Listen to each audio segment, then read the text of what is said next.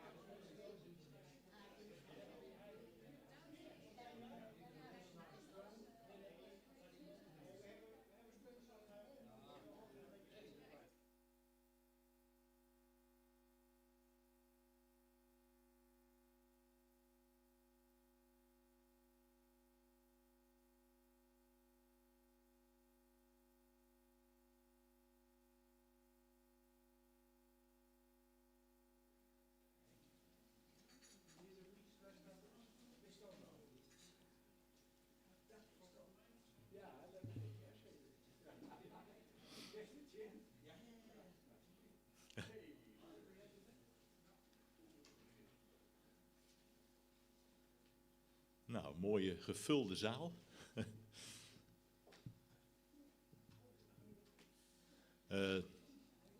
Dames en heren, geachte aanwezigen, redacteuren, auteurs, uitgevers, sprekers, boek in ontvangstnemers en, dat moet ik me steeds aanleren, en dan kijk ik zo in de camera, kijkers thuis. Want dat is natuurlijk heel nieuw in deze tijden, dat we ook de bijeenkomsten streamen. En ik weet dat er tientallen mensen thuis nu in spanning voor de buis zitten en deze hele bijeenkomst volgen. Dat is eigenlijk een hele prettige bijkomstigheid van de situatie waarin we zitten.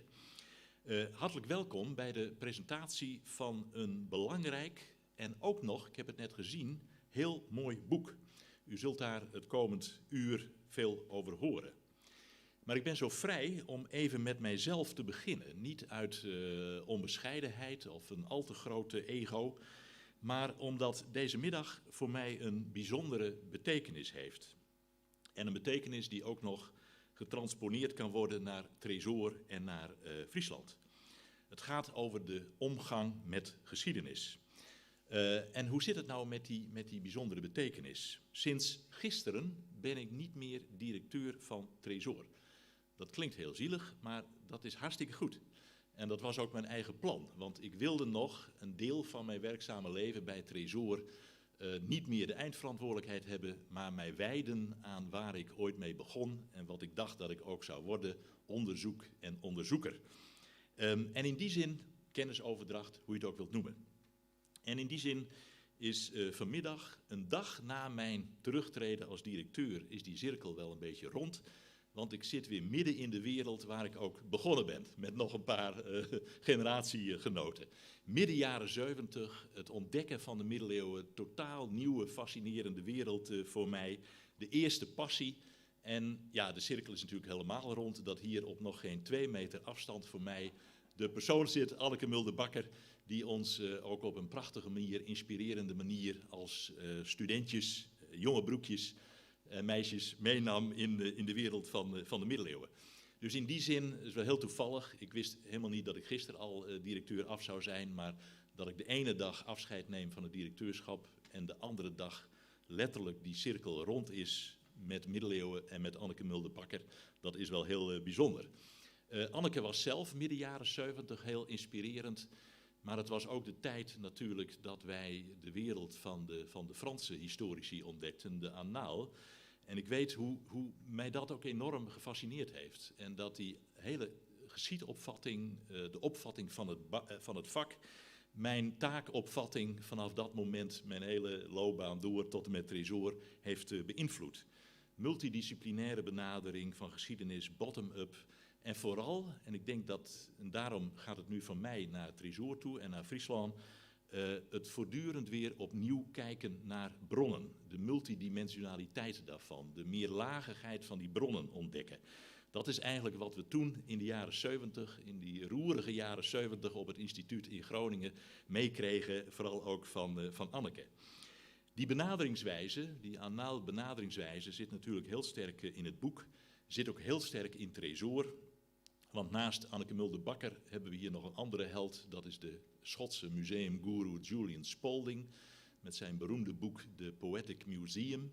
En dat hebben we hier vertaald of overgebracht naar de titel The Poetic Archives. Hoe kunnen we die archieven poëtisch maken? Hoe kunnen we niet alleen kijken naar informatiewaarden, maar ook al die andere waarden, mentale, emotionele, artistieke waarden eruit halen? En ik denk, dat zult u zien in dat boek, dat dat op een bijzondere wijze geslaagd is. Dat we vanuit de anaaltraditie, misschien overdrijf ik, maar dan hoor ik het straks wel, dat we geprobeerd hebben om al die bronnen weer opnieuw beet te pakken en daar betekenis uit te halen. Daarmee is voor mij de cirkel rond en is ook een beetje de cirkel rond voor Tresor, dat we zeg maar in die traditie verder willen. En het leuke is dat dat boek toch voor een groot deel nou niet ontstaan is hier, maar dat toch in de embryonale fase en in de conceptuele fase de bijeenkomsten hier met Anneke en Rolf en alle auteurs heel vruchtbaar zijn geweest. Los van dit alles is het voor ons als Tresor een enorme teleurstelling en frustratie, mag ik wel zeggen. We hadden dit boek willen combineren al eerder dit jaar met een tentoonstelling. Door corona heb ik toch, misschien een beetje angsthazerig, maar uiteindelijk was het een goede beslissing, heb ik gezegd, ik durf het niet aan. Het was een groot project, kostbaar project. En ja, we konden, ik weet niet meer, Hanneke, wanneer het was, maar ergens eind vorig jaar heb ik gezegd, ik durf het niet aan om verder te gaan met die voorbereidingen, want we hebben geen idee waar we met corona gaan stranden. Het gaat nu beter, maar dat was niet meer de oplossing geweest. Daartegenover staat dat volgend jaar het Fries Museum een hele grote middeleeuwen tentoonstelling gaat organiseren. En dat we eigenlijk kant-en-klaar iets aanbieden om volgend jaar dan wellicht ook dat hele aspect van vroomheid in die tentoonstelling mee te nemen. Goed, het boek dat maakte voor mij heel symbolisch de cirkel rond en opende de ogen voor die fascinerende wereld van historische bronnen. En de mogelijkheid, dat vind ik ook zo fijn van dit boek, om steeds weer opnieuw naar die bronnen te kijken. Eigenlijk zou je kunnen zeggen, Tresor, alle archieven, musea, het zijn onuitputtelijke collecties. Dat is eigenlijk wel een hele fascinerende gedachte. Het programma, dat was mijn inleiding, het programma. Naast de frustratie en de tegenslag van de tentoonstelling hebben we vandaag nog een frustratie. En dat is dat op het laatste moment, gisteren en vandaag eigenlijk, in de opnamestudio de synchroniteit tussen beeld en geluid niet goed tot stand kwam. En met Hanneke Herema hebben we besloten vanochtend vroeg om die film niet nu te laten zien, maar die gaan we nu rustig afmonteren en we organiseren na de vakantie een nieuwe happening hier. We zullen u alle weer uitnodigen om en de film te bekijken en om ook nog, moeten we nog even met een paar mensen bespreken, daar een beetje symposiumachtige formule aan te koppelen. Dat we ook nog een keer vanuit het boek hier in de kennisoverdracht kunnen zitten. Dus geen film, maar ja, jammer, maar wel starten we met een prachtig eerste agendapunt. En dat is dat Marjoleine de Vos ons vanmiddag zal toespreken. We kennen haar als redacteur NRC, maar natuurlijk ook de betrokkenheid bij de regio en bij de Oude Groninger Kerken. Met Justine Kroesen het jubileumboek. En als dichter, essayist reflecteert zij natuurlijk heel intensief op landschap, kunst en geschiedenis. En dat doet ze op een plek, dat wist ik niet, want je associeert dan mensen van NRC altijd met de Randstad. Maar dat doet zij vanuit een fantastische plek, Zeerijp, heb ik begrepen.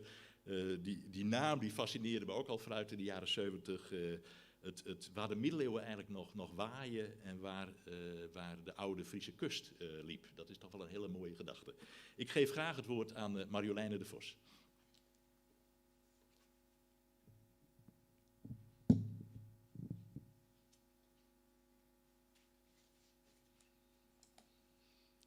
Goedemiddag, dames en heren. Veel dank alvast voor de inleiding. En het is waar, ik woon in Groningen al ruim 15 jaar. En 15 jaar geleden kwam ik te wonen in het dorpje Toornwerd, vlakbij Middelstum. Een gat in de grond. En ik dacht eerst, zoals de meeste mensen denken die daar komen, dat het dorp heette naar het torentje dat daar op de wierde staat. Slaat helemaal nergens op, want dat is een 19e eeuws torentje. En die wierde die was al rond de jaartelling bekend, dus dat is niet zo. Maar dat torentje staat op de plaats van waar vroeger de kerk van Toornwerd heeft gestaan. En die is afgebrand in de 18e eeuw. En dat verbaast me dan weer wel. Want ik dacht, ja, daar heeft dan hier dus ook een kerk gestaan. En als je in Toornwerd bent, als je eventjes een eindje gaat lopen, helemaal niet zo ver, dan kom je in Middelstum en daar staat een enorme kerk. Loop je de andere kant op, dan kom je in Kantens, daar staat ook een enorme kerk. En zulke dingen, ja, dan kan je wel eens afvragen, wat heeft dat allemaal te betekenen? Hetzelfde geldt eigenlijk voor waar ik nu woon in Zeerijp. Loppersum is werkelijk niet ver weg. En Eenum, hier zien we Eenum, is ook op loopafstand. En in Friesland heb je precies datzelfde soort rijtjes, Waaksens, Brandgem, Voutgem. En dan ben je ook niet zo ver van elkaar. En ik heb dat eigenlijk nooit helemaal goed begrepen, tot ik nu dit boek waarvan we vandaag de verschijning vieren, onder ogen kreeg. Waarin wordt verteld over de functie die kerken hadden, over de parochievorming. Want aanvankelijk denk je natuurlijk, het is zo omdat het toen het land zoveel slechter begaanbaar was. En wat ik nu een kippeneindje vind, dat was vroeger helemaal geen kippeneindje en heel moeilijk. Maar ja, sommige stukjes zijn echt zo klein dat je toch niet helemaal kunt voorstellen dat dat nou de belangrijkste reden was. Maar dat heb ik dus nu geleerd, dat de belangrijkste reden was dat er een parochie in elk van die dorpen kwam en dat die dorpen dat ook wilden. Dus dat die kerken heel veel meer betekenden dan alleen maar een uiting van een nieuwe religiositeit. Want het was natuurlijk allemaal nog betrekkelijk nieuw. Maar dat ze ook een gemeenschapsvormend element waren en dat er ook recht werd gesproken in die kerken. En dat eigenlijk heel veel zich rondom zo'n kerk afspeelde. Ik doe even. Nou, dan weet ik nog niet eigenlijk altijd waarom die kerken zo groot zijn. Even kijken of ik hier het... zo... Nee, dit doet niet, dit werkt niet. Dit is het verkeerde.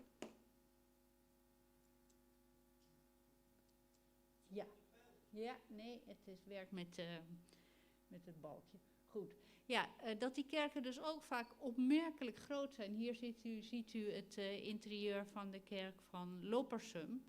Nou, Loppersum wordt ook wel de boerenkathedraal genoemd, maar het is een ongelooflijk grote kerk. En ook van binnen, zoals u ziet, heel imposant en groot. En dan denk je ook, zo'n dorpsgemeenschap wilde zich natuurlijk toch ook wel, neem ik aan, onderscheiden.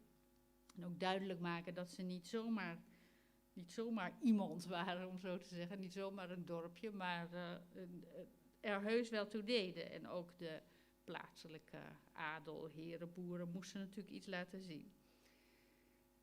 Ja, en daar zie je meteen al aan, als je zo gaat, als je maar even iets begint te zeggen over die kerken, dat je meteen al over het verleden begint te praten. Je duikt, als het ware, meteen de geschiedenis in. En die kerken die zijn ook in bijna elk dorp, is de kerk eigenlijk wel het oudste gebouw van het dorp. En sowieso, dat geldt niet alleen voor de kerken in de dorpen, dat geldt sowieso in Nederland, dat de oudste gebouwen over het algemeen kerken zijn. Niet alleen, vooral eigenlijk in het noorden van Nederland zijn dus opmerkelijk veel heel oude kerken, oude gebouwen. Natuurlijk in andere delen ook. Utrecht heeft ook heel veel oude kerken en Nijmegen, het zuiden van Nederland ook wel. Maar in het noorden toch opmerkelijk veel. Ik vond vroeger ook raar, ik woonde in Amsterdam en een vriend van mij had een huisje in Genum. En die schreef een keer een brief en die schreef daarin iets over de 13e eeuwse kerk tegenover zijn huis. En ik schreef hem een brief terug en ik vroeg, zeker een tikfout, hè, dat van die 13e eeuw. Want dat leek mij echt heel erg overdreven. Want zoals alle Amsterdammers dacht ik gewoon dat wij van alles het oudste en het mooiste hadden. En hier ziet u de oudste kerk van Amsterdam, de Oude Kerk. Een 14e eeuwse kerk. En dat is de enige kerk in Amsterdam die zo oud is. De andere gebouwen, onze Westerkerk, is heel veel jonger nog weer.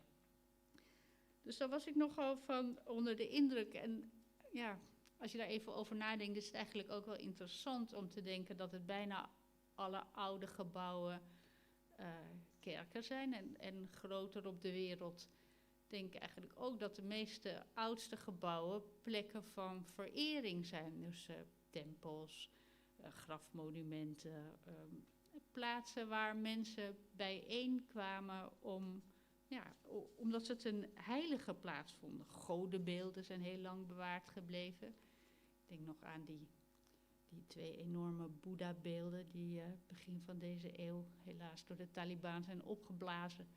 Maar die dan toch vanuit de 6e eeuw bewaard zijn geweest, al die tijd. En denk aan de piramide, de Borobudur.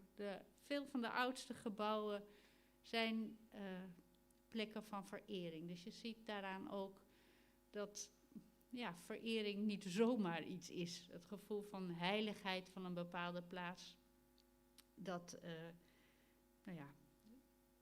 is niet niks. Ja, hoe zal ik het zeggen? Dat maakt dat iets blijft. En goed, dat geldt natuurlijk ook voor onze kerken. En die kerken die geven je het gevoel ook dus direct dat je je kunt verbinden met het verleden. Je hebt echt het gevoel dat je zo de hand kunt leggen op het verleden. Soms verbeeld je dat je ziet hoe het was.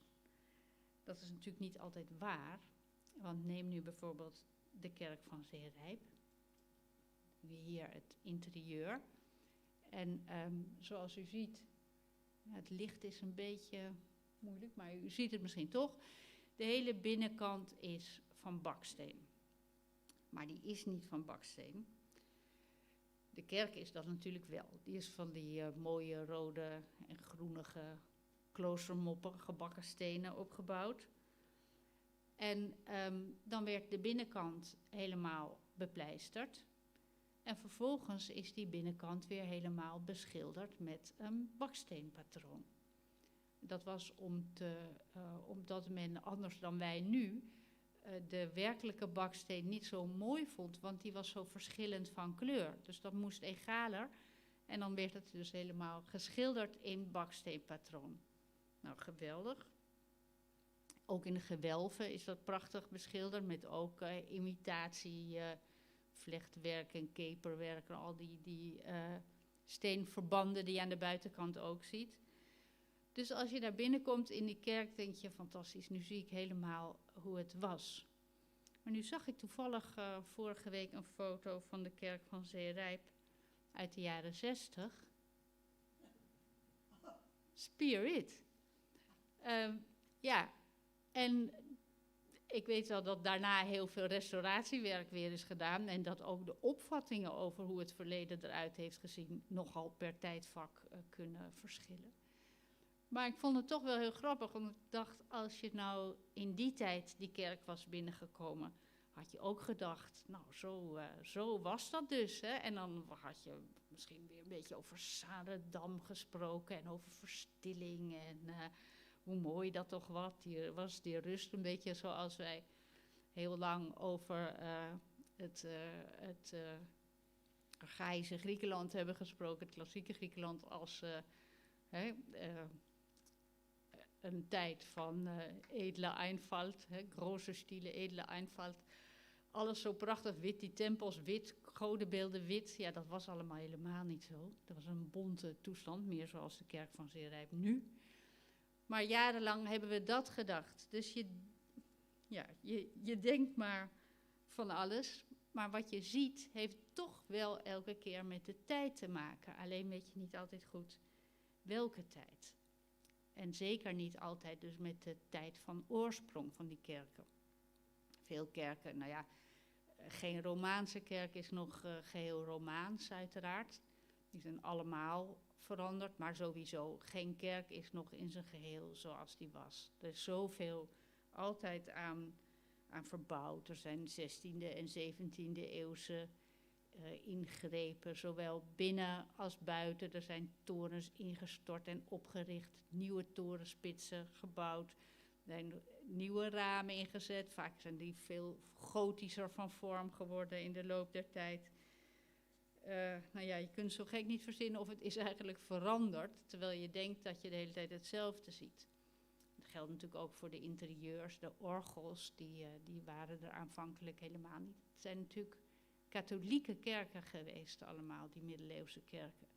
En nu vind ik dat nog wel eens raar als je dan een foto ziet van zo'n middeleeuwse kerk en daar staat dan onder, ja, eerst stond er altijd onder de Nederlands Hervormde Kerk van Middelstum. En ja, Nederlands Hervormde Kerk van Middelstum wordt gebruikt door de Nederlands Hervormde gemeenschap. Maar goed, de reformatie heeft ook de interieurs behoorlijk veranderd met de kerkbanken en de preekstoelen. Hier ziet u de preekstoel van Fransum. Dat is een van de weinige middeleeuwse preekstoelen die over is. Die is uit 1500. Een gemetselde preekstoel, wat heel bijzonder is. Maar sowieso, natuurlijk vroeger was het altaar de centrale plaats in de kerk. En later is dat al door de preekstoel geworden. Waardoor wij ook alweer heel anders naar de kerken kijken dan zoals ze ooit waren. Terwijl je zo graag wil denken dat de dingen zijn zoals ze altijd al waren. Dat is natuurlijk dus vaak niet het geval. En zeker niet als het gaat om stenen en torens.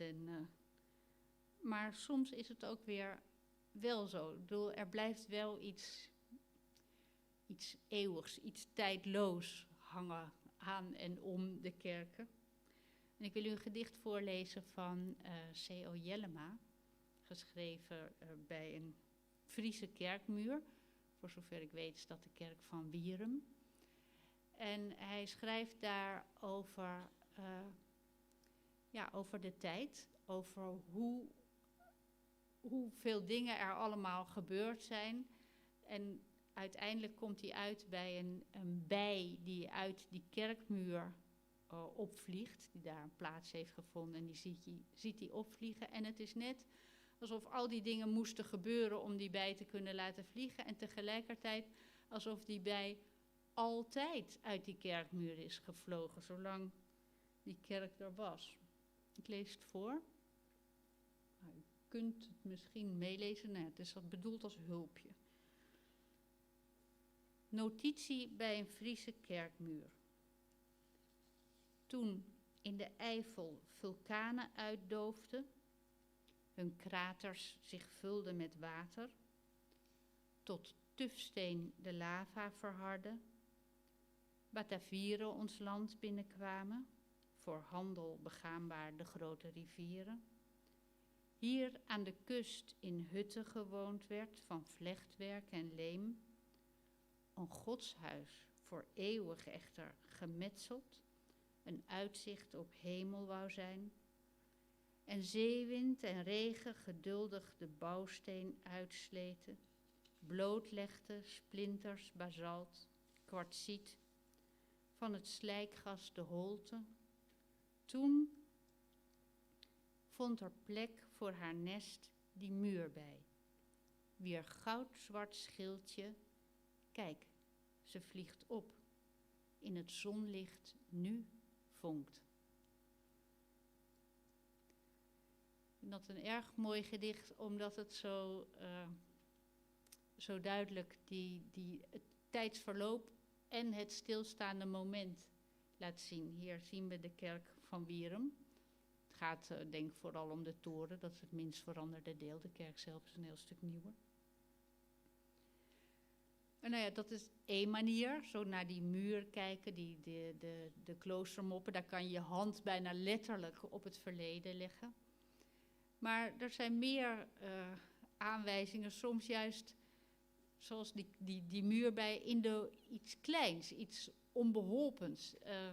Ja, bijvoorbeeld in de schilderingen van die op de plafonds en op de muren soms nog zitten. En dan bedoel ik niet het laatste oordeel of de heilige drievuldigheid, maar soms zijn die schilderingen een beetje, nou ja, ik denk meer zoals het tekenen van een poppetje, zoals kinderen altijd hebben gedaan. Er is een schilderij, dit van 15e eeuwse Italiaanse schilder, Giovanni Carotto. En daarop zie je dus een kind dat zich lachend naar de kijker draait en dat een tekening laat zien. En die tekening, zoals we zien, is echt een kindertekening. Een nogal onbeholpen mannetje, een beetje houterig in elkaar, spriethaar, staakarmen. Helemaal zoals een kind een tekening maakt.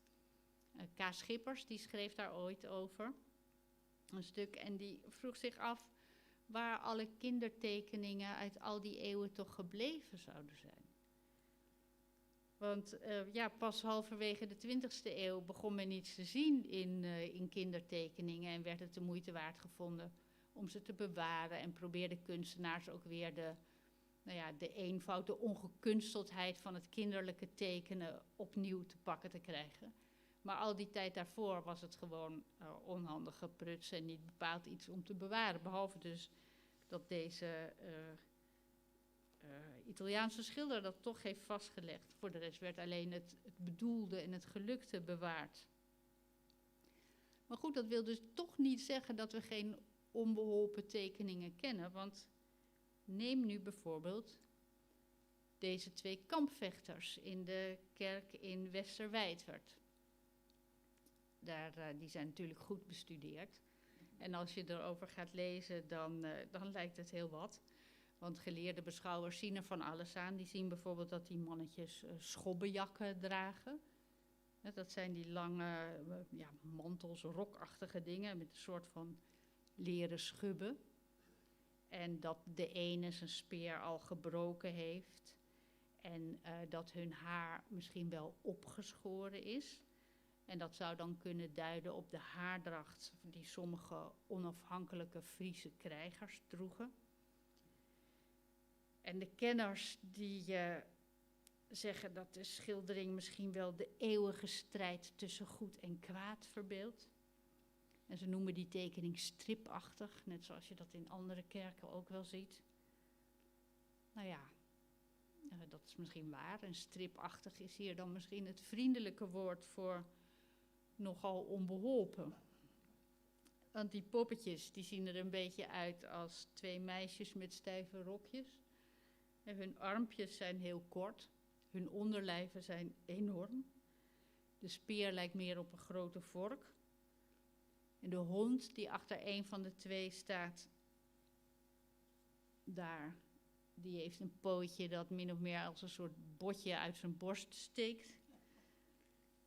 Waarmee hij op zijn baasje wijst. En achter de andere staat, ik weet niet wat, een soort draak met een bril op.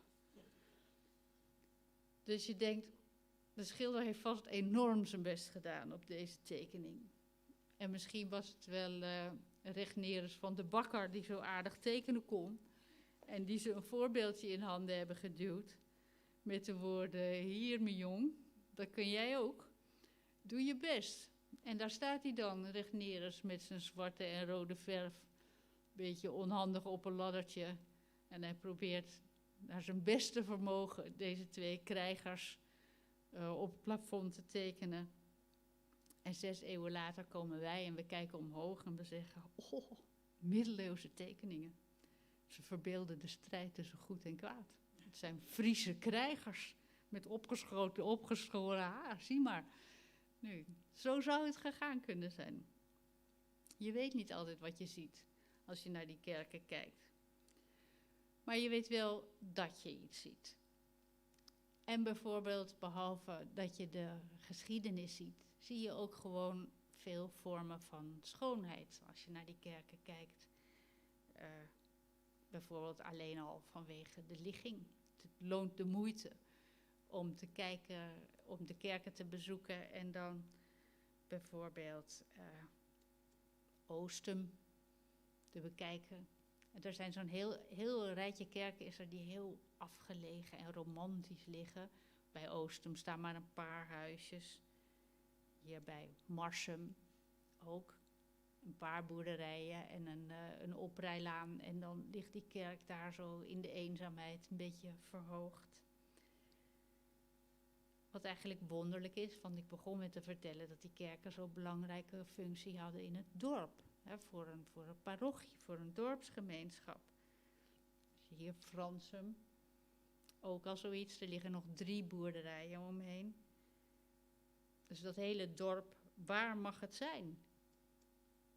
Jannem in Friesland hier. Nog minder dorp. Blijkbaar hielden de dorpen het minder goed uit dan de kerken. In Oost-Friesland, in Duitsland, zie je dat precies zo. Enorme kerken en dan staan er nog een paar huisjes bij en dat is het. Nou is dat ook niet, voor een deel is het soms ook wel weer onze romantische blik om die kerken zo eenzaam gelegen te vinden. En dan fotograferen we ze natuurlijk ook heel graag vanuit een hoek dat ze er heel eenzaam uitzien. Kijk bijvoorbeeld nog even naar die kerk van Eenum. Nou, verlatener kan het niet, hè? Schitterend. Maar die kerk die ligt helemaal aan de kop van het dorp, aan de rand van de nu afgegraven wierde. En dan kijk je heel wijd uit over het land. Maar als je door het dorp loopt, niet dat dat zo groot is, maar goed, het heeft eigenlijk min of meer maar 1 straat. Maar die ene straat, die leidt wel gewoon rechtstreeks naar de kerk aan het eind. Dus je ziet daar nog steeds wel dat een kerk echt in een dorp hoort te staan en ook soms staat. En al die afgravingen van de wierden en de terpen hebben die kerken natuurlijk ook wel wat anders gelegen gemaakt. Ze zien er soms echt uit alsof ze aan de rand van de afgrond staan. Maar dat was ooit niet zo, uiteraard. Nou ja, zo bedriegen we onszelf volop en vergeten we dat er heel veel veranderd is. En denken we dat we gewoon regelrecht de middeleeuwen inkijken door naar zo'n kerk te kijken. Wat niet altijd zo is natuurlijk. Soms bij andere kerken zie je heel goed dat er juist heel veel veranderd is. Neem Marem op de Fries-Groningse grens. Als je dicht bij de kerk bent, zoals op deze foto, dan zie je heel goed dat die oud is. Maar voordat je daar bent, zie je daar echt totaal andere dingen. Je komt door een nieuwbouwwijk en achter de kerk, echt bijna direct achter de kerk, loopt de A7. Nou, met loeiend verkeer. En de kerk ligt ongeveer op de snelweg.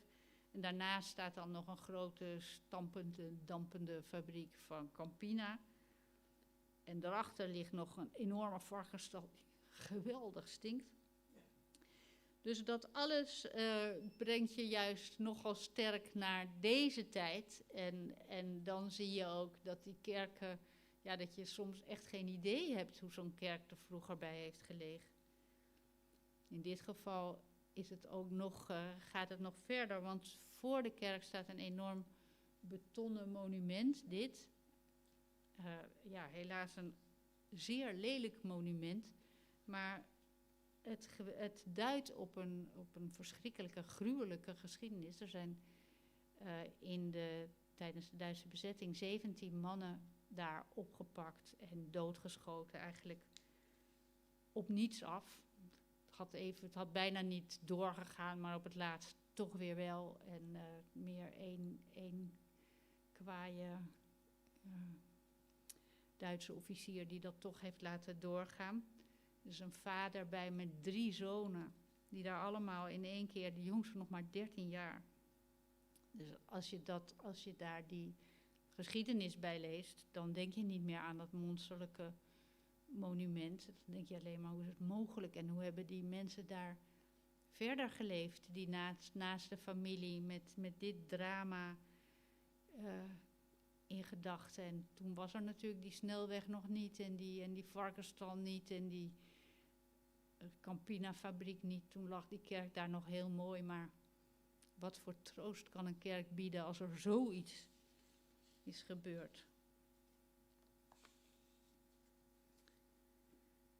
En dan gaan we nog even naar de interieurs. Niet om lelijk te doen, maar kerken kunnen van binnen nog wel eens een beetje tegenvallen. Soms zijn ze echt heel kaal en recht toe recht aan en heeft iemand een of andere mat over de plavuizen gelegd en een ander heeft volijverig met vilt iets in elkaar gezet dat er ook hangt en wat gesleten houten planken. Een blind paard kan er soms geen schade doen. Dus dan ben je heel blij als je een keer een mooi interieur ziet, zoals hier. Dit is het interieur van de kerk in Krewerd. En dat is werkelijk een feest om te bekijken. Ook door de heel goed gelukte kleurstelling liggen van die glanzende gele plavuizen op de grond. En die passen heel goed bij een andere grote attractie van de kerk, namelijk de geheel beschilderde meloengewelf achter in de kerk. Het eerste gewelf heeft nog wel een paar restjes van beschildering, maar het tweede is heel mooi in geel-oranje-grijze baksteenimitatie. En dan zweeft daaronder nog dat mooie orgeltje. En dat is wel geestig, 2 zijpanelen heeft, die met trompe-l'œil beschilderingen, ook orgelpijpen. Dus zo lijkt het dat het een geweldig groot orgel is. Het is helemaal niet, het is een piepklein orgeltje.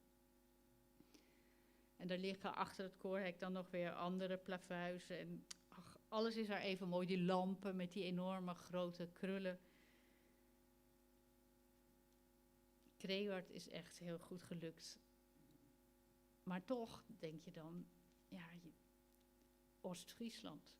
Als je daar nou eens naartoe gaat. Want we moeten wel eerlijk zijn, daar zijn de kerkinterieurs eigenlijk veel mooier dan hier in Nederland bij ons.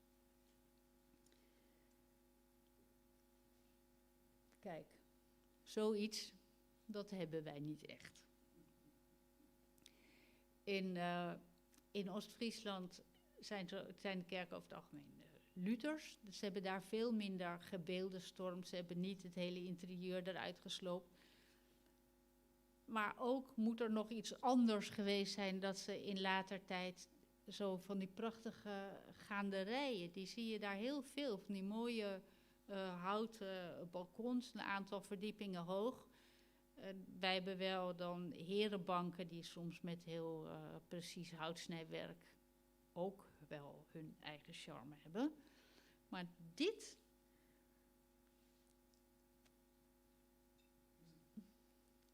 Kijk, dit is Doornoem. En dan hebben we hier nog... dit was Edewegtal. Dit is Phoenix.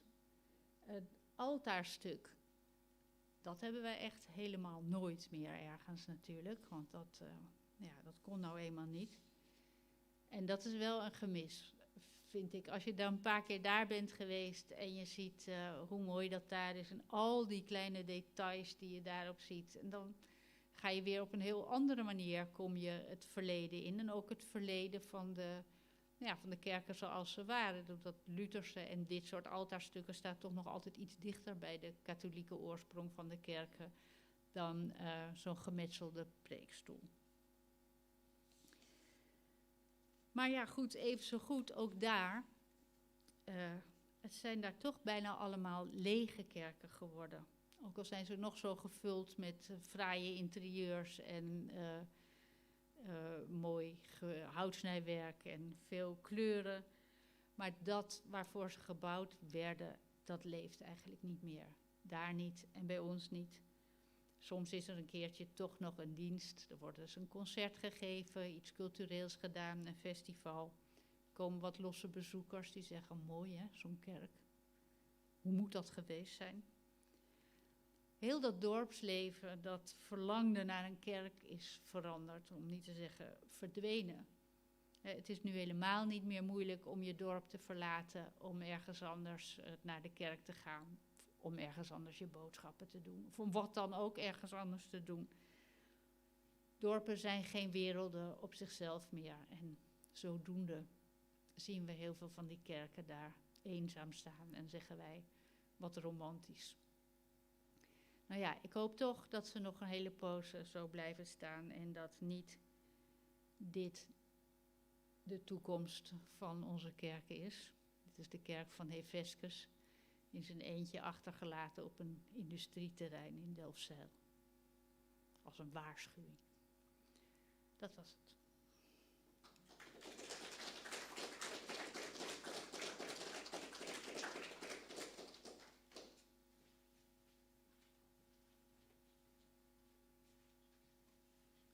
Dank u wel. Ja, veel verdwenen en veranderd, maar u hebt ons toch meegenomen naar een fantastisch middeleeuwse landschap. Ook in Europa is dat natuurlijk heel bijzonder, de dichtheid van die kerken. En we gaan direct met het boek nog dieper die Friese middeleeuwen in. Maar toen u het gedicht voorlas van C.O. Jellema bij de kerk van Wierum, een Groninger in Friesland, moest ik direct denken, er zijn hier meer misschien die de associatie hadden aan een Fries die een gedicht bij een kerk in Groningen heeft geschreven. Ik heb het even opgezocht. Dat is een bijzonder historisch gedicht van de Friese dichter Obe Posma te Oostum. En dat gedicht eigenlijk, na eeuwenlange sluimerende rivaliteit tussen Friezen en Groningers, is het dit gedicht dat de openlijke vijandigheid eigenlijk heeft bezegeld. Want Obe Posma die staat er op die terp bij de kerk van Oostum en dan droomt hij weg naar de Friese middeleeuwen. O Grenzerland, o Frieske geer, hoe lijst in zwiertste simmerpracht, de zinne blinkt, hoe roept het heer, maar dan opeens ver onder zich in dat hooiland hoort hij rauwe stemmen. En dan realiseert hij zich het verlies van dit land aan het Saksische Groningen. En dat is ik moest wel eens een lezing houden in Zuidhorn, waarom die Friezen en Groningers altijd ruzie hebben. Maar dat begint bij dit gedicht van Obe Posma. Wij gaan nu, we duiken dieper de middeleeuwen in. We gaan naar het boek. En ik zou graag de grote motoren achter dit toch hele grote project inspiratoren, dat is een beter woord eigenlijk, willen vragen om misschien een korte toelichting te geven en de eerste exemplaren aan te bieden. Anneke Mulder-Bakker en Rolf Bremmer, jullie waren echt geweldige stimulatoren, inspiratoren voor het Noorden, hele belangrijke project. Anneke vanuit al haar werk wat ze aan de rug al heeft verricht op het middeleeuwse gebied. Rolf vanuit Leiden, ook hier heel multidisciplinair, alle disciplines die jullie erbij betrokken, de taal, noem maar op. Dus vooral door jullie is het zo'n rijk boek geworden en hebben we ook zo'n fantastisch team van auteurs kunnen samenstellen. Met al die invalshoeken, dat is echt een topprestatie geweest. En ik zou jullie graag willen vragen om misschien even het boek nog toe te lichten. En ja, ik zie de toespraak al, en om de eerste exemplaren uit te reiken. Graag voor de microfoon in verband met de kijkers thuis. En ook straks bij de boekuitreiking druk ik jullie even een microfoon in de hand, zodat het allemaal goed te volgen is. Anneke, aan jou het woord.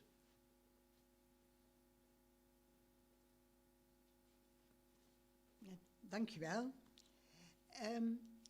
Over het boek. Ja.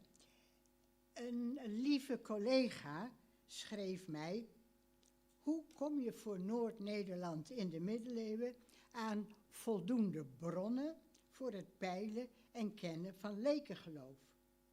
Bronnen dus die niet kerkelijk en niet institutioneel zijn. Met andere woorden, hoe krijg je daarover een heel boek vol? Deze collega was zelf ook een medievist en die wees dan net als waar Bert het al over had, dat bronnen vinden en zoeken, dat het grote probleem is. Nou, ik pak vast het boek.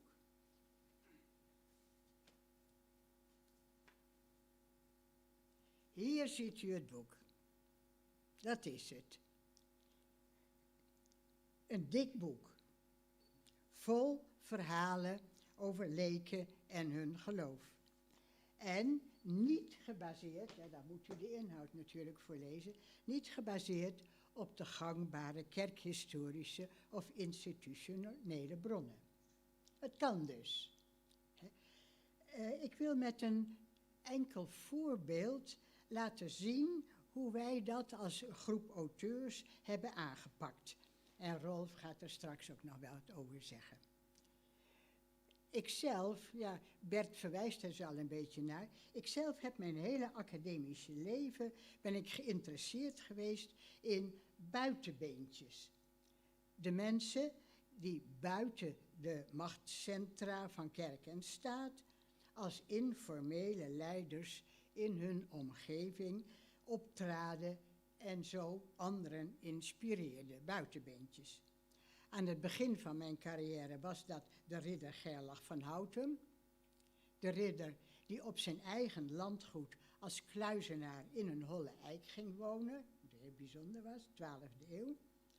Vervolgens waren dat verborgen vrouwen, stadskluizenaressen in een huisje bij de Stadskerk, bij wie bezoekers hun hart kwamen uitstorten. Dat waren belangrijke religieuze leiders.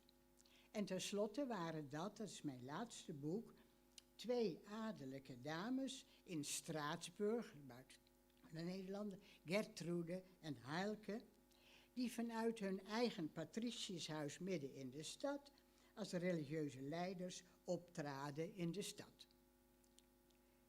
Hun levensverhaal staat netjes opgetekend in een welbekend handschrift. Het ligt nu in Brussel in de Koninklijke Bibliotheek.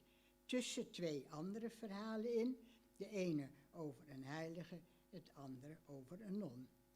Die 2 teksten zijn netjes uitgegeven in een moderne editie en zijn bestudeerd.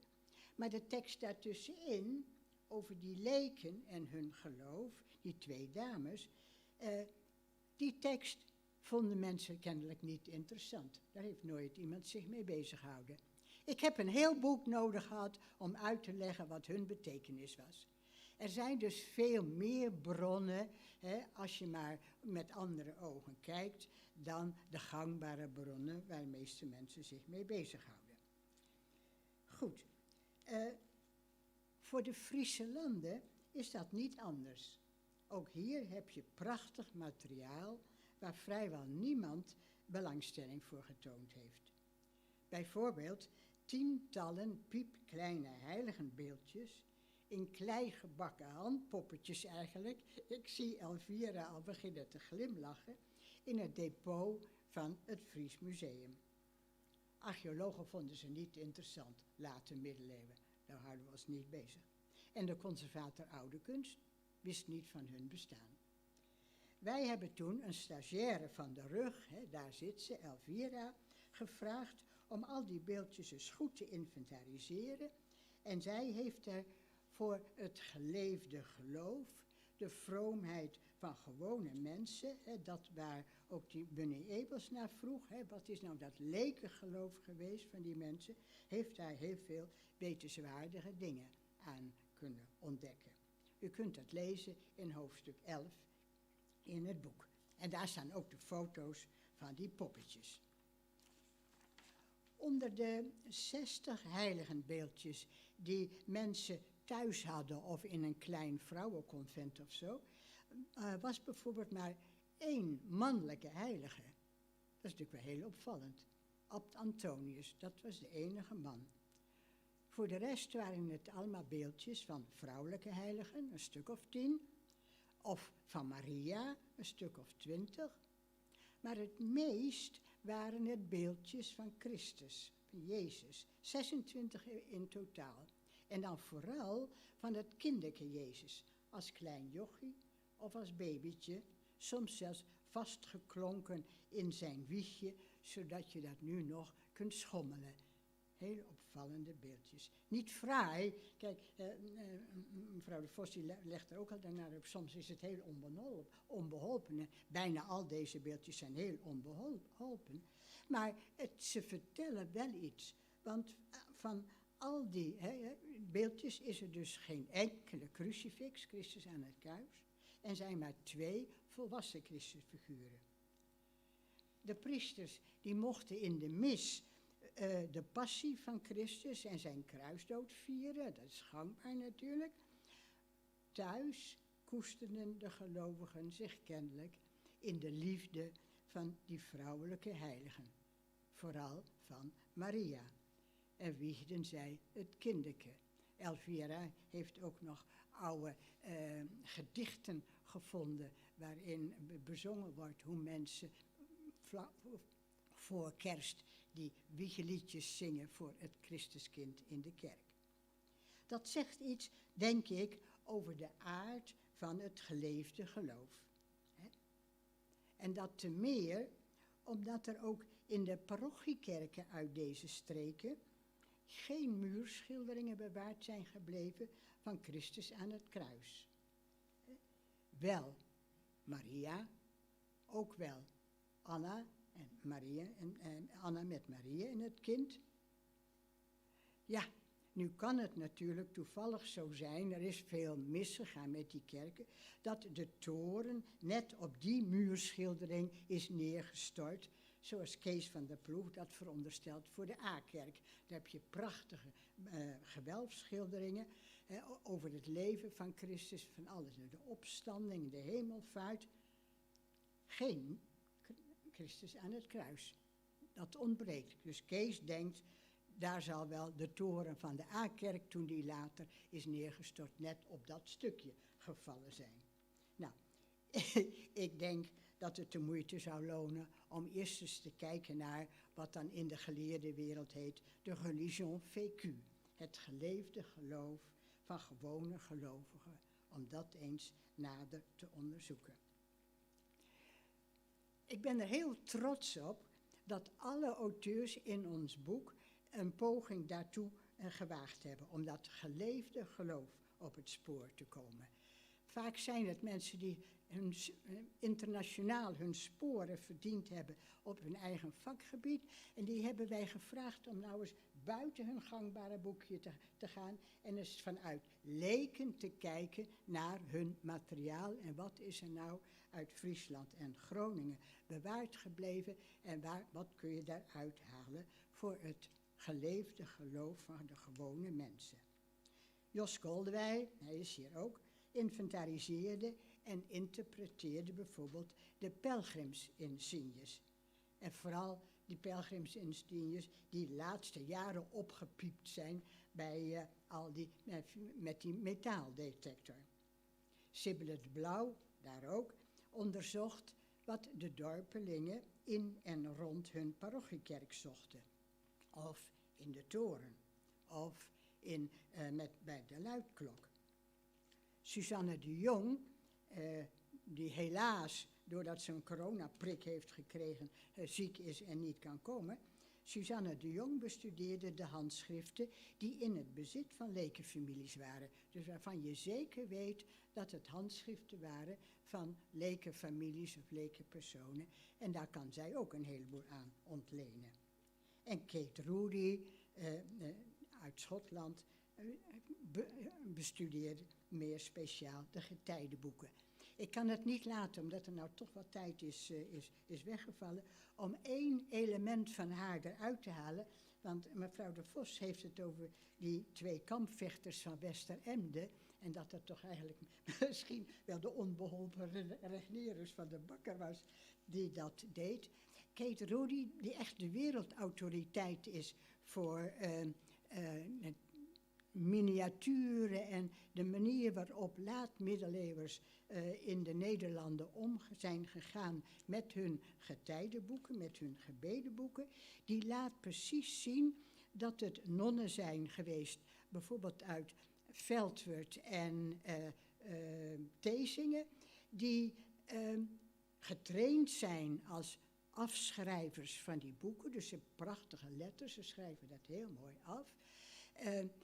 Maar die moeten dan natuurlijk eigenlijk ook wel, als dat zo'n getijdenboek naar hun moeder gaat of naar een tante gaat of in de verkoop gaat, moet daar natuurlijk ook wel wat plaatjes in, moeten daar eigenlijk wel miniaturen in. En zij laat precies zien hoe die vrouwen daar niet in getraind waren. En hoe dat soms hele onbenullige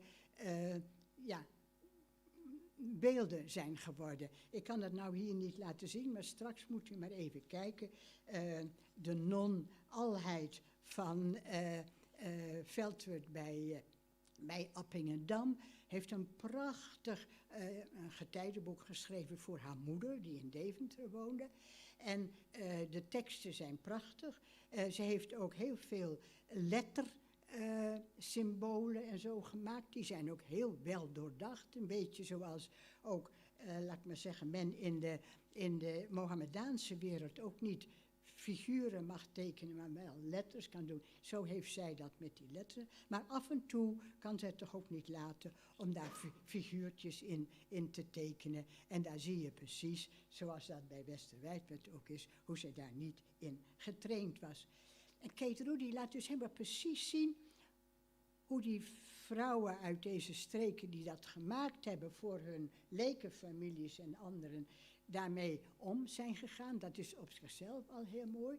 Maar ze laat aan de andere kant ook, waar dat mogelijk is, zien wat die leken, dan die moeder bijvoorbeeld van Alheid, met dat getijdenboek heeft gedaan. Daar zit bijvoorbeeld, zij is zelf gaan kijken in Noord-Frankrijk waar het getijdenboek nou ligt. En heeft precies ook met heel grondig gekeken hoe dat zit. Daar zit bijvoorbeeld een gebed in wat je kunt uitspreken voor een overleden iemand. En zij, Kate Rudy, veronderstelt dan misschien, is dat wel, het gebed wat Alheids moeder heeft gebeden voor haar overleden echtgenoot. En wat ziet zij daarop? Daar ziet zij sporen van waterdruppels. Dat zou kunnen zijn omdat ze op het kerkhof staat bij dat graf. Maar zij denkt zelf dat het tranen zijn die ze bij het bidden daarvan heeft gehad. En ze laat ook sporen zien van mensen die even Maria's gezichtje aanraken. Al die sporen zitten in die, als je heel goed kijkt, in die getijdenboeken en ook in het andere materiaal wat bewaard is uit de Friese landen, maar wat niet het Italiaanse of de Vlaamse primitieven zijn, de hoge kunst die dat is. Goed. Dat soort dingen hebben wij dus gedaan in dit boek. En u zult het zien, het is prachtig wat ze allemaal gedaan hebben. Maar we zijn er natuurlijk nog niet. We hebben een aantal onderwerpen aangepakt, maar nog lang niet alles. Daarom heb ik zitten bedenken dat het misschien wel een mooie uitdaging zou kunnen zijn voor de beide stichtingen van oude kerken die we hebben, daar kom je aan. Dus de stichting Oude Groninger Kerken en de stichting Oude Friese Kerken, die zit daarachter. Zou dat niet eens een mooie uitdaging zijn om ook eens na te denken, en dan gaat het natuurlijk vooral om de schrijvers en de lezers van jullie prachtige tijdschriften, het Groninger Kerken en die Oude Friese Kerken, om daar ook eens wat meer mee bezig te gaan.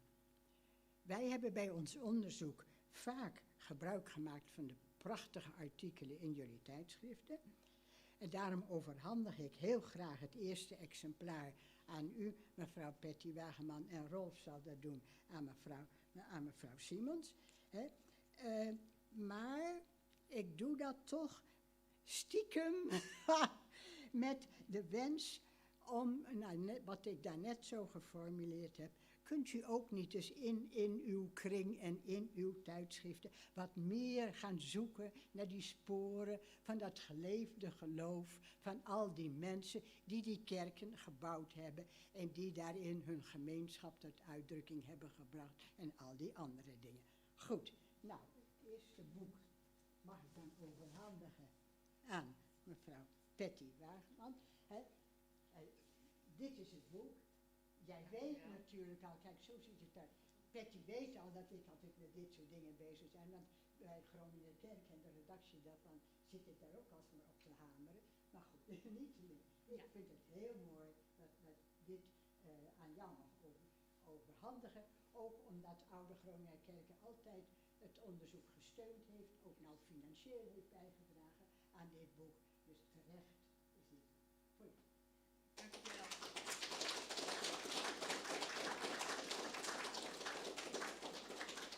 Het is een mooie vraag die je stelt.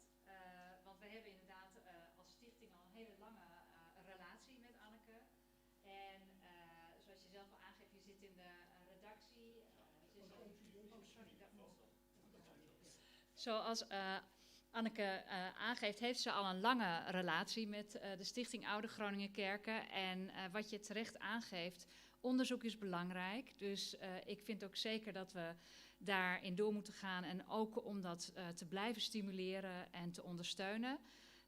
Want zonder onderzoek weet je niet waar je naar kijkt. Hè, wat Marjoleine al zegt. En daarom denk ik ook dat de sporen van geleefd verleden, dat we daar ook aandacht aan moeten besteden.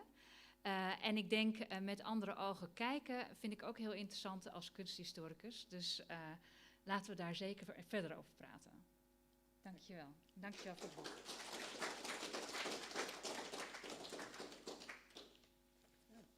Het woord is nou aan Rolf, denk ik.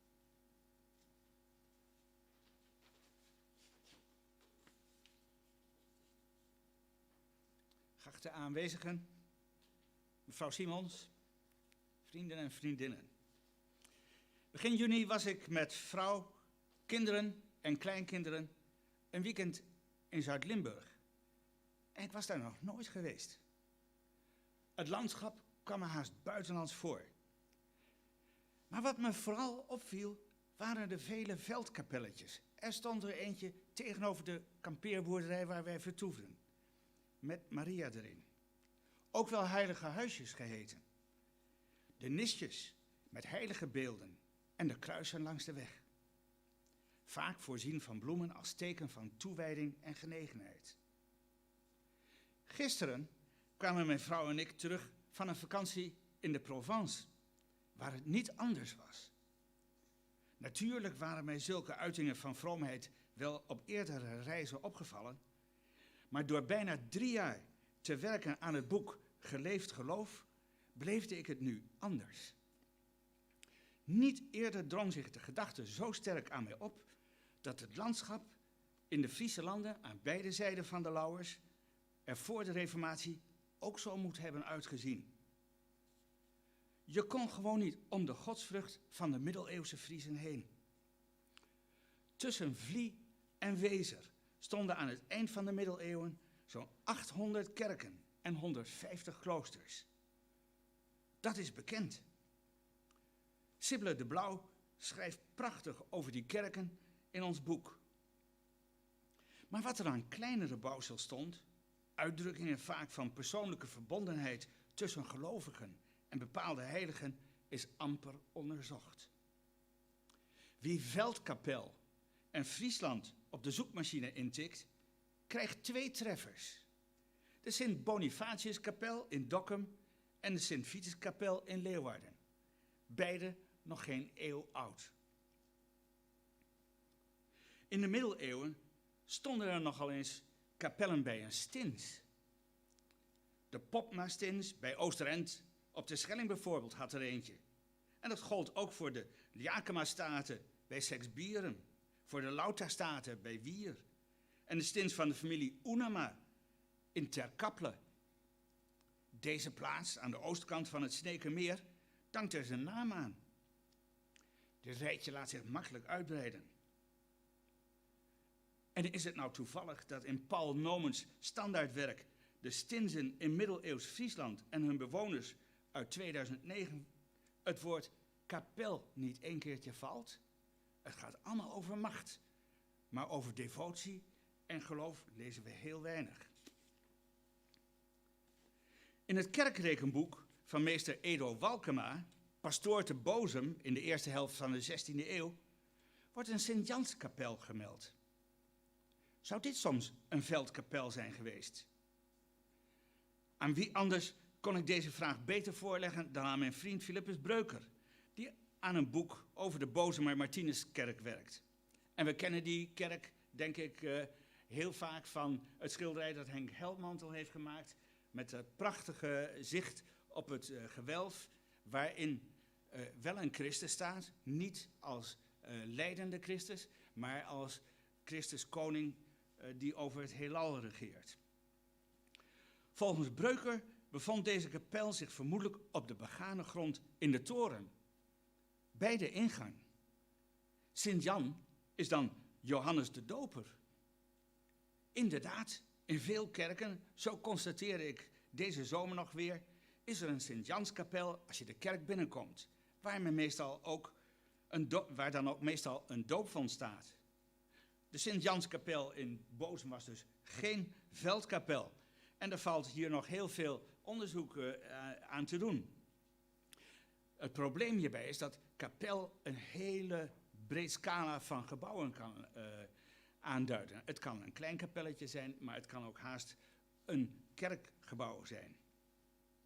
En wat er van de kapellen nog rest, is op zijn hoogst een tekening of een schilderij uit de 17e en 18e eeuw. Hadden die kapellen stand gehouden in een of andere vorm, dan had de stichting Oude Frieske Tjerken er beslist een concurrent bij gekregen. Dan hadden we de stichting Oude Frieske Kapellen gehad. Helaas, het heeft niet zo mogen zijn.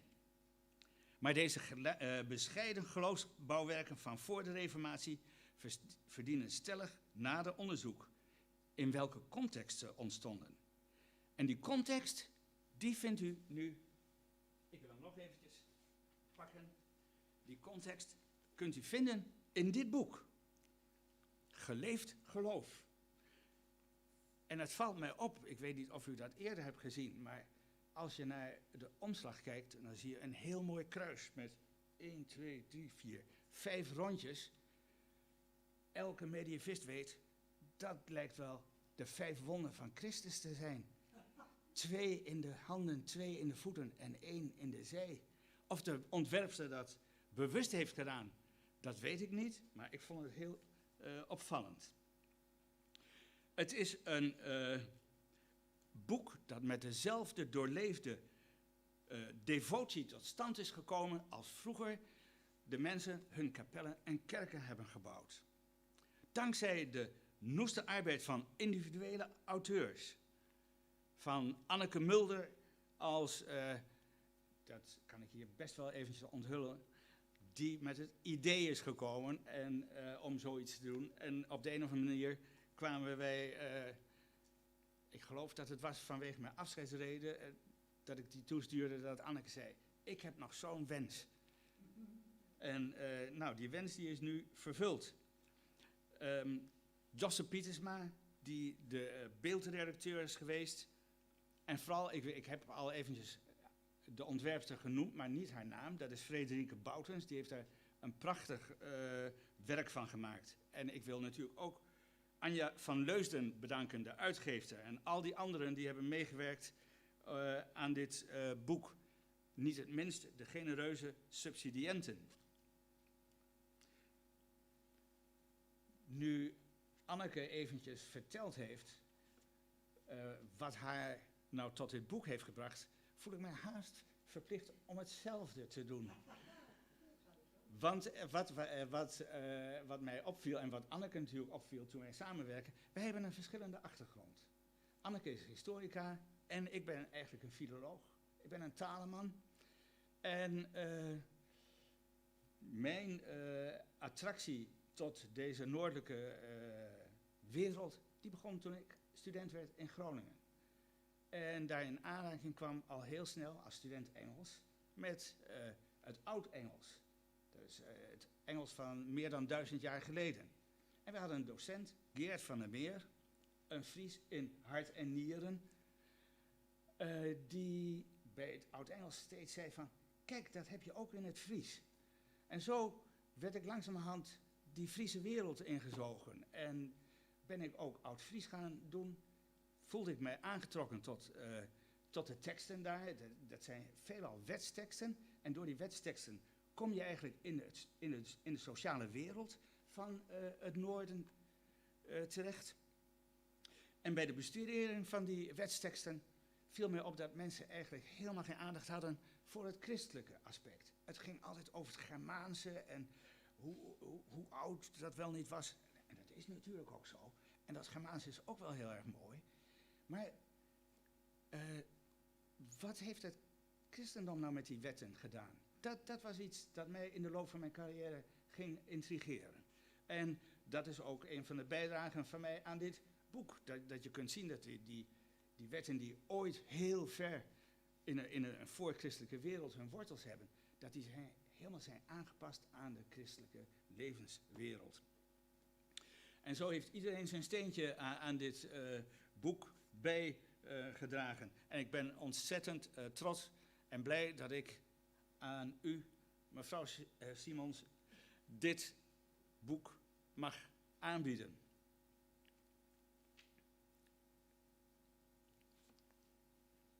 Alsjeblieft. Nou, hartelijk bedankt. Ja, nou, misschien kan ik u ook nog even via deze manier bedanken. Namens de Stichting Orde Frieske Tjerk een heel hartelijk bedankt. Wij zijn heel nieuwsgierig naar dit perspectief, hè, naar deze bril van kijken naar vroeger. En misschien kan ik Anneke nog eventjes ook een beetje geruststellen, of het gezelschap hier sowieso. We hebben de opdracht, Patty en ik, heel serieus in onze oren geknoopt. Vanuit de Stichting Orde Frieske Tjerk hebben we nog eigenlijk een getuige. De heer De Blauw zit daarachter, onderdeel van onze redactiecommissie. Wij zullen de opdracht ter harte nemen. En misschien ook leuk om te benoemen, van enige animositeit tussen de Groningers en Friezen is er in ieder geval, als ik kijk naar mijn collega mevrouw Wageman, absoluut geen sprake. Dus wij gaan hartstikke ons best doen om dit wat u hier heeft opgetekend met elkaar verder door te zetten vanuit dit gedachtegoed. Dus heel hartelijk dank en ik zal het met heel veel plezier lezen.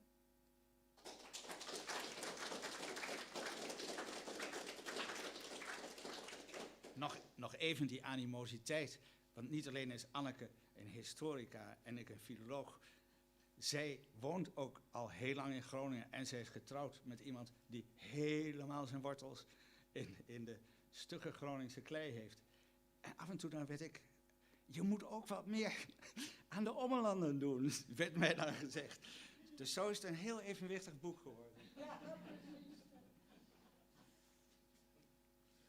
Mooi, alle sprekers zeer bedankt. Ook de vertegenwoordigers, de directeuren van de kerk- en de tjerkenorganisaties. Fantastisch dat jullie hier vanmiddag waren. We zijn aan het einde gekomen van deze bijeenkomst. We gaan direct aan de andere kant gaan we wat drinken. Als u dat wilt, blijft u nog rustig even hangen. Anja van de uitgever, ik denk dat de auteurs ook bij jou hun auteursexemplaar mogen halen. En als men nou het boek nu wil kopen, hoe gaat dat? Bij de AFOEK. Dan moet men even het gebouw weer uit, straks als men het gebouw uitloopt, en dan bij de AFOEK-winkel weer naar binnen. Maar dat zit in ons complex.